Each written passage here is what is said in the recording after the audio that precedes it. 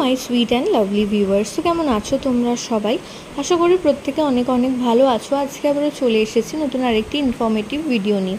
তো আজকের ভিডিওতে আমরা কথা বলবো মায়ের ব্লাড প্রেশার নিয়ে। তো ব্লাড প্রেশার বাড়লে বা থ্রু আউট প্রেগনেন্সিতে খুব বেশি থাকলে তখন কি সন্তান হয়, এবং মায়ের ব্লাড প্রেশার কম হলে তখনই বা কী সন্তান হয়, সেই বিষয়ে আজকের আলোচনা। তো আলোচনা সাথে থাকতে অবশ্যই চ্যানেল সাবস্ক্রাইব করে চ্যানেলের পাশে থেকো এবং পাশে থাকা যে বেল আইকন রয়েছে সেটা প্রেস করে রেখো। এতে করে ভিডিও আপলোডের সাথে সাথে কিন্তু তোমরা নোটিফিকেশান অবশ্যই পেতে থাকবে। তো অবশ্যই ব্লাড প্রেশার নিয়ে কথা বলবো। তো থ্রু আউট প্রেগনেন্সিতে কোনো মা লো ব্লাড প্রেশারের শিকার হন, কোনো মা আবার হাই ব্লাড প্রেশারের শিকার হন।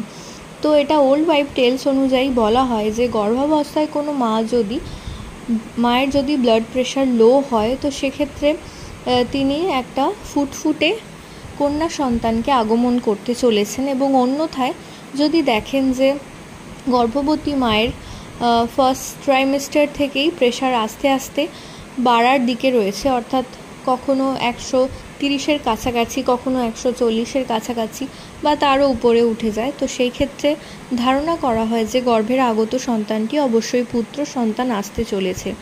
তো এই ধরনের ভিডিও পেতে অবশ্যই চ্যানেলের পাশে থাকবেন এবং পাশে থাকা বেল আইকন প্রেস করে রাখবেন। অবশ্যই এই সমস্ত যে ওল্ড ওয়াইফ টেলসের বই থেকে যে সমস্ত ভিডিও বানানো হচ্ছে এর সাথে কিন্তু বৈজ্ঞানিকের কোনো মতামত বা বৈজ্ঞানিকভাবে এগুলো স্বীকৃত নয়। এগুলো ওল্ড ওয়াইফ টেলস, অর্থাৎ আগেকার দিনের মা কাকিমারা এই ধরনের ধারণা পোষণ করতেন, সেই কারণেই সেখান থেকেই ভিডিও বানানো। আশা করছি ভিডিওটা আপনাদের কিছুটা হলেও কাজে আসবে। তো প্রত্যেকে ভালো থাকুন, সুস্থ থাকুন, এই কামনা করে ভিডিও এখানেই শেষ করলাম। নমস্কার।